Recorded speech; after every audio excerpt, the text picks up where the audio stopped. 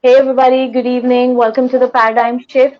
Today we are in conversation with Madhumita Kolni, the founder of Hug. Hi Madhumita, how are we?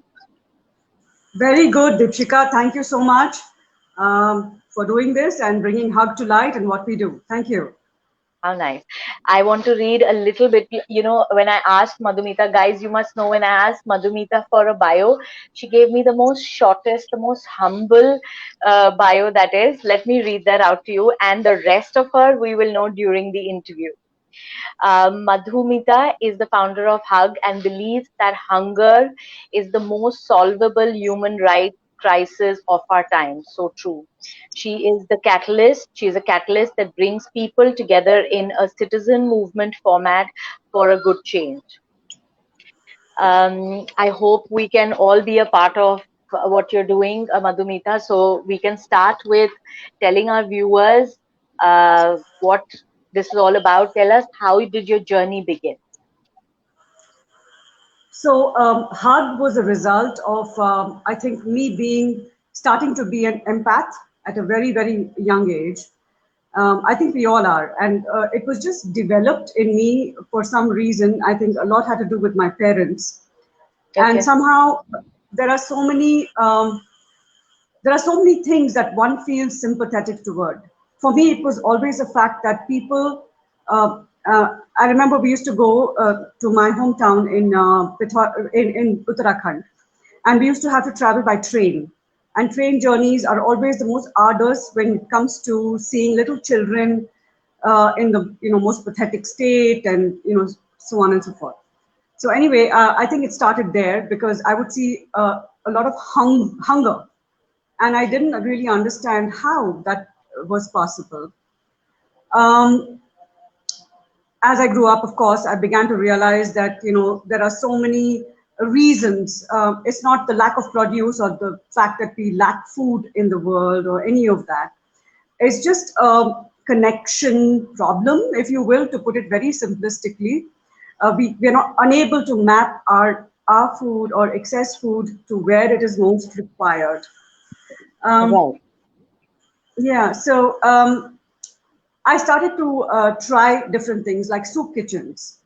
And of course, it was a failure because, it's very difficult to sustain something like that on one's own with limited, resources and income or whatever it is. Right. Hence, um, and then, I thought about how we can harness or get everybody, this people together, because there are a lot of people who want to do stuff and they just don't know where to go and do this, or to find a platform. um, and it turned out to be a success. And this is Hug, really. I mean, it is not a very large group. We're about 22,000 people or so. But the fact is that all of these people have always done something, or do it on a daily basis, to solve the hunger crisis, as it were. And we've been Hmm. able to onboard restaurants, corporates, people, food givers, to come and Right. join the cause. Right. So why did you choose hunger? I mean, yes, I know that you said that you were in the train and you saw that, but why did you choose hunger per se? Because Deepshika, what can one do without food in one's belly? And I've said this several times. I mean, I'm speaking to you today, and I'm very grateful for that. And I've spoken to other people as well. But it's literally the thing. Um, Right. it's a grassroots level problem. I mean, without food in your stomach, you can't get up. You can't. Without nutrition, what is going to happen? You're not going to go educate yourself. Children are not going to find the will to. That's why we have like all of these programs for midday meals, etc. Some are succeeding, some are failing, etc.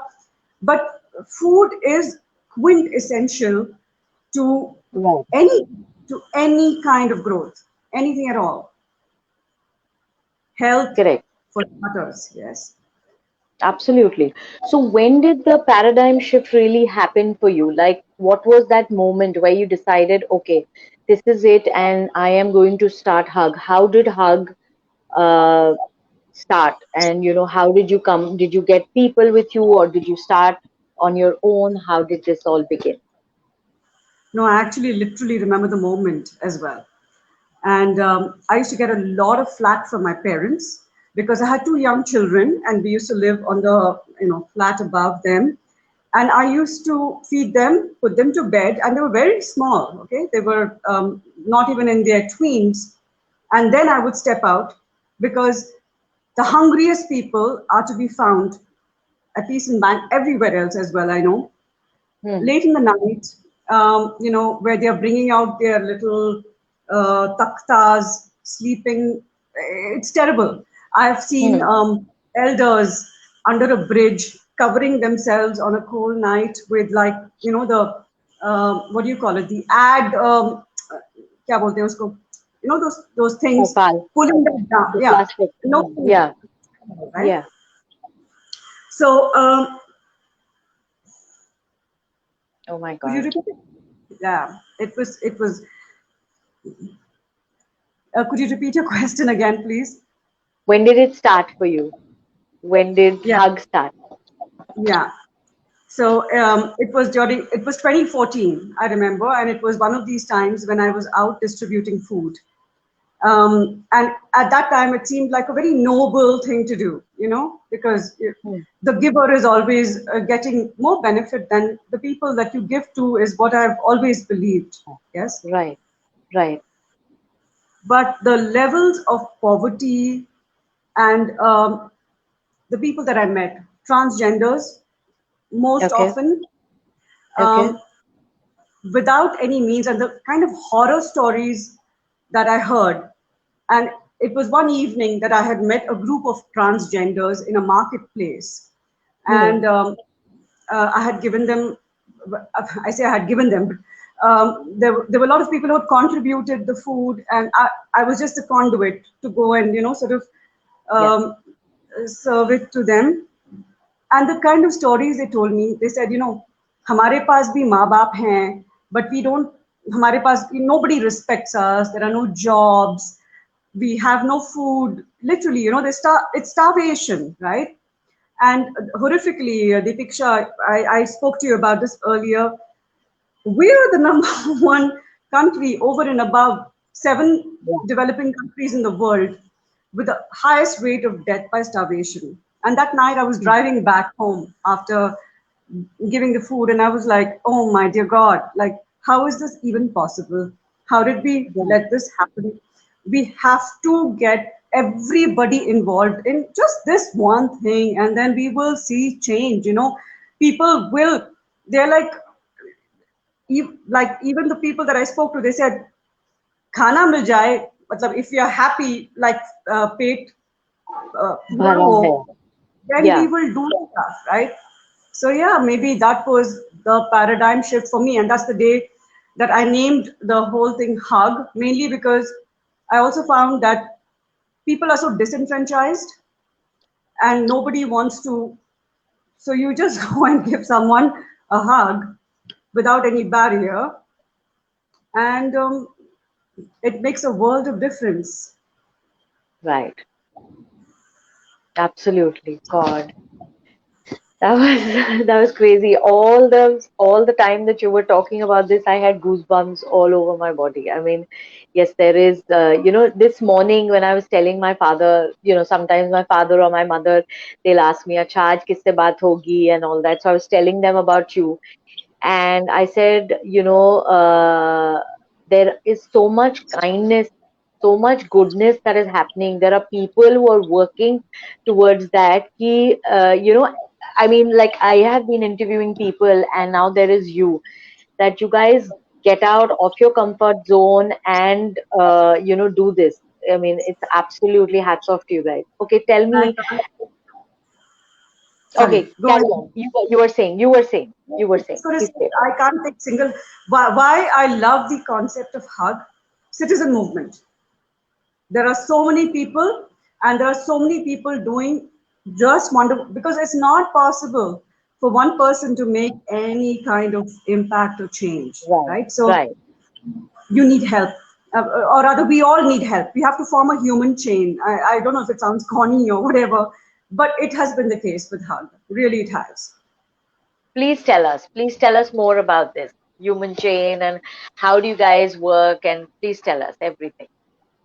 So for me, social media has been great because Okay. I'm not a great user of social media. Facebook. So somebody taught me how to use no, create a group, and I created Hug on Facebook, and these people came together on that group, and oh my God, um, whatever need, whatever requirement, because we get now that people know that they know where to reach out to help for help. Right. They send us a message or whatever, and I put up this message on a Facebook on this group, Hmm. and instantly, Deepshika, I mean, there are so many people out there to help with like food, basic requirements, sanitary requirements for girl kids, which is, I mean, another whole different topic. Yeah. So many things, Yeah. we worked in disaster management, disaster relief, and it's all been through this group. So it's a human chain. I mean, I would not have the wherewithal to find these requirements all by myself in one go. So I rely on this network, and not once have I been let down. Not once. Wow. So tell us all about what obstacles and what challenges do you guys face, must have faced in all these 7 years, I think, and everyday challenges. Tell us what kind of challenges do you face and how do you guys overcome this? I think the biggest obstacle or the everyday challenge, as you refer to it, really, Deepshika, is the fact that um, there are people lose interest. Hmm. And I'm not talking about who's in the hug group because they have their own, sympathies toward whichever cause that. But in Yeah. general, you need the help. You need to garner people support. And another thing Right. we try not to do is to deal with finances of any kind, right? Okay. Mainly because it's my belief that itna sara we have enough, and you don't need to transact with money. You just need to, Okay. whether it's like gently used clothes or whatever it is. The problem is that uh, there are people will sometimes be very excited about doing something, and then Okay. of course they get caught up in their own daily lives, and Right. then there is a downturn. So there it becomes difficult to sustain because you see, for example, um, and you must speak to this. I'll speak to you offline about this wonderful concept called Bisi Bisi Uta. Um, Migrant workers, especially because of what happened during COVID, right? And we Yeah. had people, yes. So we tried to help, and now they are coming back to us, but we're not able to sustain it, and that hurts because you need food I need food 4 times a day. For example, I need like chai in the afternoon and all of that, right? Yes. Uh, Yes. and you're not able to sustain that level of what every human being needs. And Hmm. that's I think that's Hug's biggest challenge, and that is something that needs to be Hmm. resolved. Is that you don't say you're getting a midday meal, or you're getting like one hot meal a day, which we're providing to some elders, for example, and that's Hmm. enough. Hmm. It's not enough Yeah. for us, Yeah. but it'll be enough for Yeah. everybody. Yeah. Absolutely, because I understand what you're saying. Consistency is probably the biggest challenge because we were talking to somebody from Surat, and this couple consistently they cook. They start cooking in the morning. So I was like, "What is your schedule like?" And this thing every day is the same. Deepshikha, well, she was so sweet. She was like, every day it's the same thing. Morning we get up, we start to cook, and then evening by 5 o'clock, all our packed plates and everything go back. So they are trying to do whatever little they can do. So now they're, I think, up to 600 plates a day, and healthy meals and stuff like Wow, that to that's elders good. and kids and all. Yes. Wow, but it's So hard. It's hard. it's hard. It's hard It's on hard. Yeah, and every day being so, I'm sure that's like your biggest challenge, consistency. And yes, the people do get excited, and then they're like, okay, whatever, correct. So you were talking about finances. So you are saying that Hug, you don't like to take donations. Is that what you're saying? Yeah, and I don't even think that's a sustainable model, right? Because um, what are you doing? You're just adding to the whole. Um, how do I put it? I mean, it's wasteful, really. Because look, I mean, we are destroying tons and tons of groceries, for example, close to expiry date, which is perfectly good. I would use Right. chawal that was supposedly close to a month's expiry date. Correct. Happily, I would do it, right? But we Correct. dump it. So what is the point of generating um, new waste, if you will, right? So the idea, for me, the idea is to map excess to requirement. That's it. Correct. And that really has to be the most sustainable thing in the world, because that's the case the world over, right? Right. By generating new requirement, your one is simply adding to the problem, is my humble opinion, and I could be wrong, and if I have to be corrected, please do, but no, it has to be the other way around. So the idea is to Right. go to, like, groceries and education, awareness. Supermarkets. Yeah. Yeah. Yeah, I think I restaurants heard. are getting Yeah. on Yeah. board, because they need to understand that, it is not, a lot of restaurants tell us it's about legality, because we don't know what will happen if somebody has a problem with food poisoning. And I used to tell them, but like, we have a hunger problem. Seriously, I mean, that is what one needs to consider. Anyone, I mean, I can eat like pani puri on the road tomorrow and have like a Yes. tummy up. That Right.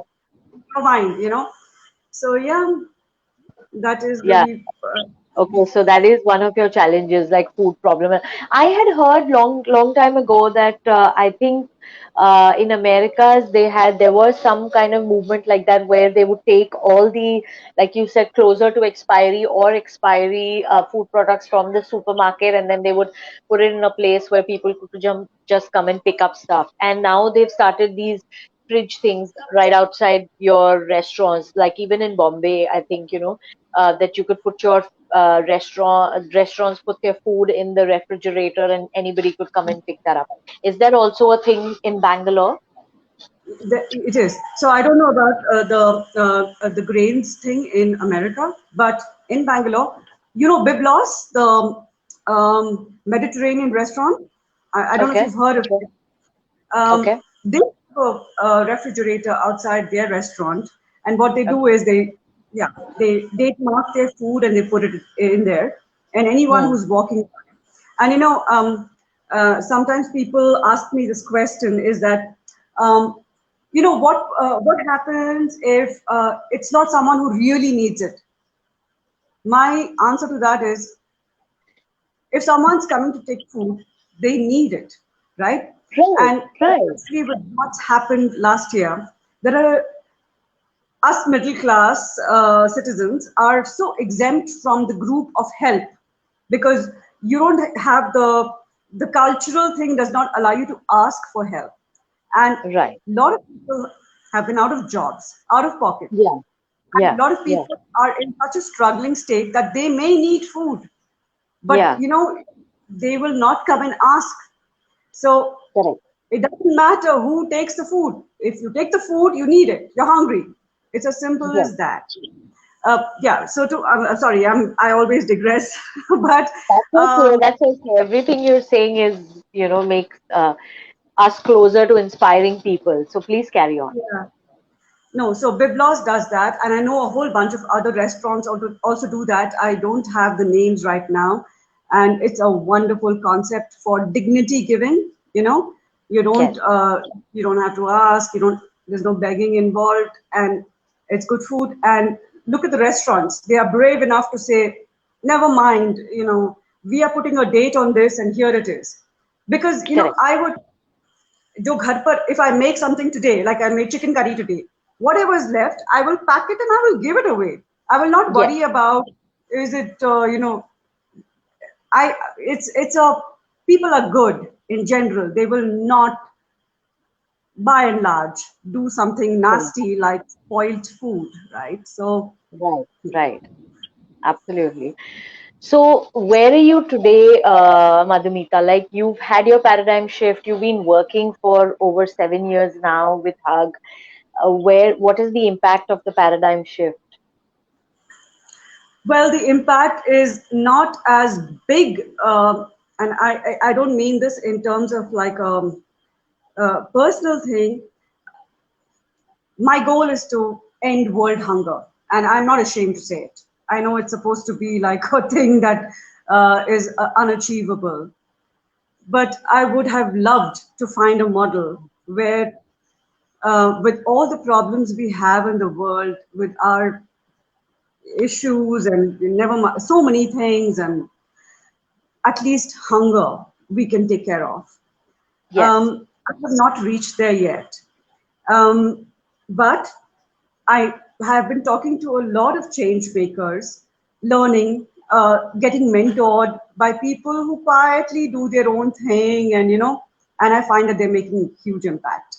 Correct. Um, to collate all of these ideas and come up with something that one can pitch to world leaders, for example, and say, Yes. look, I mean, this has to be a model within governance or within policies, etc., Yeah. where this is not an issue. And then look at how things will change, because you will have like a working population, a healthy population, a functional population. Right. What that is, Deepika, I can't tell you just yet, but it's I strive. I mean, this is my ongoing thing, and talking to a lot of wonderful, wonderful people who are doing more stuff. And as I told you, I will tell you about them more offline. And Yes. hopefully, we get everything together and we can build a model. Let's start with our country, Correct. because, as I said, number one in this horrific state, and Yes. then see what we can do with other places. Correct. So there are some people who say hello to you. Melissa says hello. Kaushal says hello. Deepti says hello. Tanuj sends you hearts. He's my son. Yashpal Oh, says what? God bless them. Yes, Yashpal says whatever is left would cooking a portion more be more like it, and letting the first person needs it to have it. So exactly something that you were telling me on our telephone call. Uh, Yeah. you are approaching restaurants to do that. Would you like to tell our viewers about that? So if we have any restaurant owners, so probably they could do that. Yeah, yeah. So this is a concept called gift a meal, because I always thought that a brand would, something catchy, would Yeah, like catch on. Um, right. Unfortunately, I stuck at that, so Yeah. it didn't really catch on that well. But Okay. there was a few restaurants in Bangalore, and especially one in Cochin called Zandari Harbour, that Okay. really went. So the concept is called gift a meal. So Okay. gift a meal is nothing but, when you go and pay your bill, you Okay. if you will pay 30 rupees over and above whatever you have paid for your food, and that's 30 rupees, right? Wow. And yeah, people put the restaurant puts it in their, what do you call it, whatever the billing system, and Right. then they are kind enough to cook food every day Okay. with this Okay. amount of money that is provided, and of course Okay. Hug then picks it up and Right. gives it. So people have Right. contributed. um, Right. I don't think I um, well, I tried to. So we had like about 7 or 8 restaurants, be a part of it. But Hmm. now we're relaunching it in a better way Okay. with like more Okay. thinking, and and I think restaurants were also a little bit afraid of two things. One is, how do we do this, billing part of it, and second is, who are we responsible for the food that we provide? And now that Hug is registered as a trust, we can say Okay. that we are responsible, so don't worry about it, and we have the Okay. POC down. So yeah, Okay. and that's how restaurants will come to. And a lot of restaurants are just kind enough to say, "Khana aake le lo," and so many have done it. Oh my God, big, yeah. Wow. Big Brewski, the pubs. Oh, I can. Watson's in Bangalore, they are giving us food all the time. We tell them, how much will you charge? And they're like, forget it. And just provide, for different things. So amazing. Wow, that is so Yeah. good. So Dipti says we also have Roti Bank, something like that, food bank where people come and deposit whatever they want for people to utilize it. So that is, I Is think, there? what we were. Okay. Dipti, is this something in Bombay that we have? Dipti is my schoolmate, classmate, Okay. so she let her fill us on this so that we can also. So, Madhumita, tell me about Hug. Is there a Hug present in a lot of cities in India? Yeah, so there is. So as I said, because HUG is volunteer based and citizen movement based, Okay. when it, yeah, especially when it comes to disaster management, and the first time that we were approached, just because we were providing food, was the Hmm. Chennai floods. I think it was 4 years ago, if I'm not mistaken. And Hmm. people just reached out and said, you do this, this, this. So can you? We are stranded on the third floor of a building for the last 3 days. Can you? So we got into disaster relief. Um, Okay. yeah, and so then you begin to contact people in different cities.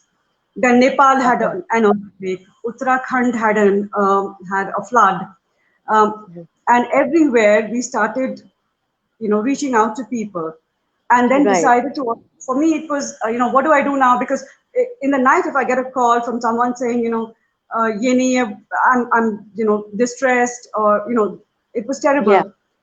One Right. can't sleep. You then start looking at other groups and collaborating with them. And one of the agencies that I have collaborated with constantly is Goonj, because Boom. they have their on ground network is so genuine. That's the only word I'll Okay. use, because they will stop at nothing. Boats, motorcycles, people walking, etc., to reach people who are in distress. And Wow. then, yeah, our job is to provide the material, and then they will take care of it. And then, of course, so a couple years ago, when floods were there in Assam, I was personally there, and Khalsa, but I reached there, I reached Guwahati, went into the place, and Khalsa Aid was the first lot of people that I met, quietly, not bothering about anything, just working, pulling people out of the water, rescuing them, medicating them, that sort of thing.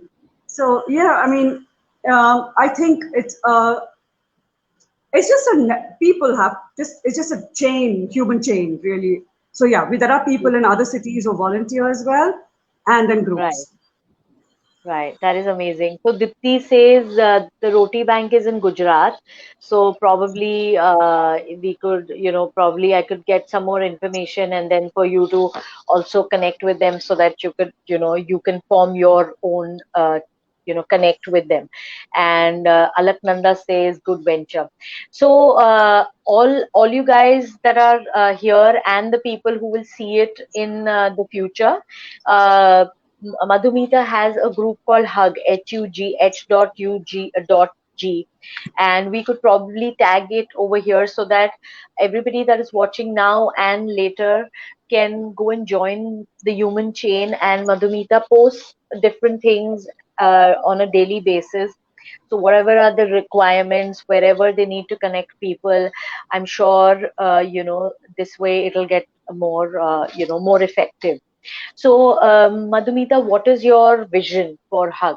You've already told me in bits and pieces. Where do you want to go from here? I think, to be honest, Hug, while it continues in the current format, cannot sustain for too long, Yeah, because we won't be able to uh, really get to what I was telling you earlier. I mean, I know it's a big statement. I want to end world hunger, but hunger has to be ended. And yes, it is not possible to do it. The social media has been great, but it is not possible to limit. Uh, and I think it is a bit limiting to an extent, because one is right. always having to manage. And with all respect to my wonderful Hug team, So I'm trying to find different ways um, of trying to get into policy change, really. I mean, I don't see how else we can really um Cure resolve this such problem. huge issue. Yeah, Yeah. yeah, So, well, if I don't really have a vision as such, but that's where I want to get right. um, and work with change makers Yeah, who are able to make change yes. to ensure that it becomes a part of a very important part of everything that we do in our country and elsewhere. And it should be a part of everybody's agenda. You're right. It should be, because, like you said, it's something that we can actually end. Yeah. Human hunger. So, two things I wanted to know: what is the happiest moment that you've had when you were, connecting people from, food to there, something that kind of really moved you, and what is one time that really made you sad, like really, really. You were telling me something earlier in the day, but if you could tell us that, because what I'm trying to get is that if we actually, put these moments on the social media, it kind of makes a world of difference. Maybe you cannot be everywhere, but probably today I will go out and give some food, and people who are listening will go out and give people food. So, you know, Yeah, I remember. So, well, I know what we discussed earlier, but really, Deepshika, I don't know about happy moments.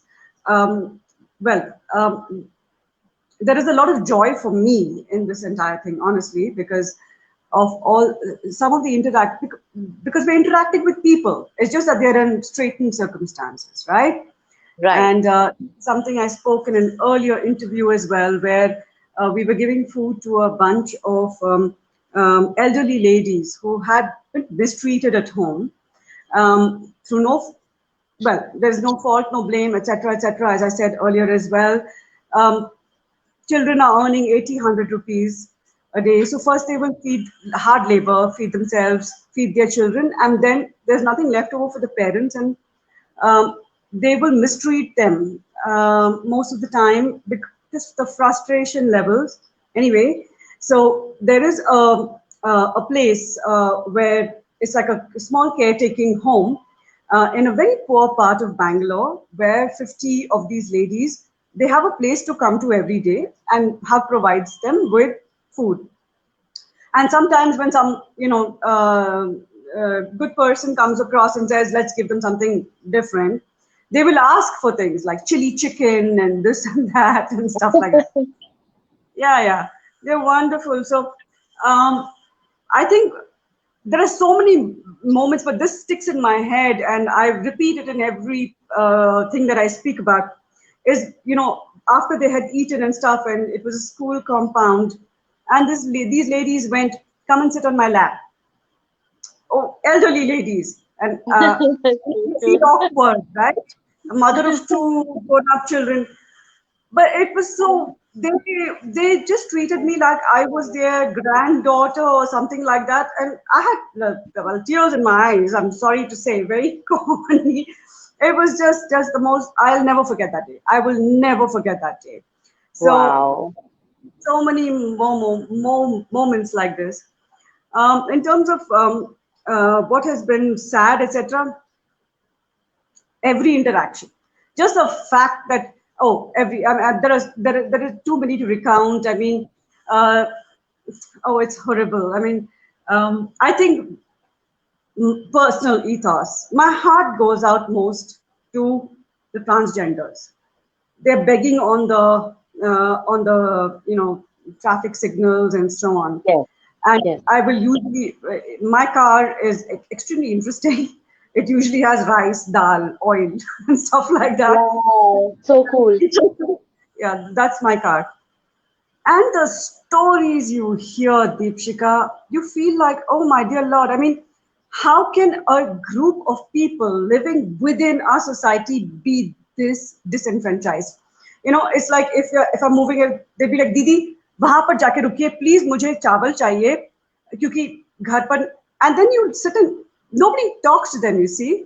Nobody talks to them Yeah. like, so I think those are my worst moments. They're that like disconnected from society, and it hurts. It hurts. So sad. Shankar Moli says that you're making an impact, Madhumita. Thank you for all that you do. Melissa says you're truly inspirational.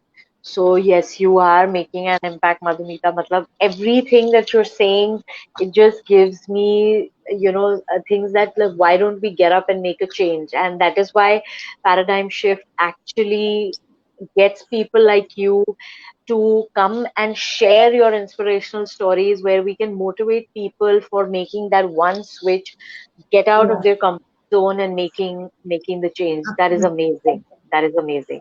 So before we have a little more, let me just tell everybody that is here from Madhumita's side, please follow the Paradigm Shift page. We are bringing beautiful stories like Madhumita's, people who are making a change and for the betterment of the society, and everybody that is here from the Paradigm Shift, please go and follow h.u.g, and we'll put the link below so that you can be a part of the human chain that Madhumita is talking about. So Madhumita, anything else that you want to share with us, like whatever, you could probably have a message for our viewers or something that that you would like people to do, and whatever. You know, because I truly believe this, Deepshika, and this is what I just like to tell people if they ask, and I'm not trying to be sanctimonious over here, but just do whatever you can, wherever you can, in Yes, whatever format, and it is a butterfly effect. It 1000% is, and I have seen that. So yes, just feed like, or do anything. Be kind. Act of kindness, just to your neighbor, even. You never know, where you make an impact. So it's important. It's better than not doing nothing. yes. So true. That is beautiful. That's it. So this is beautiful, and Madhumita, we will definitely try and be a part of the human chain that you're talking about. We will do our little bit, and thank you so much for sharing your beautiful story. And I hope we can, be the change, like you were saying that go help anybody is better than doing nothing. Thank you so much. And any Thank you, last words? Deepshika. Thanks for taking up this story. God bless you. Hugs. Hugs. Thank you so much. Have a good week, guys. And Dikti says kindness is beautiful, give strength, and let's grow and be stronger together. Absolutely. Dikti. Thank you, guys. Thank you for joining us. Thank you, Bye. Madhumita. Bye. Bye.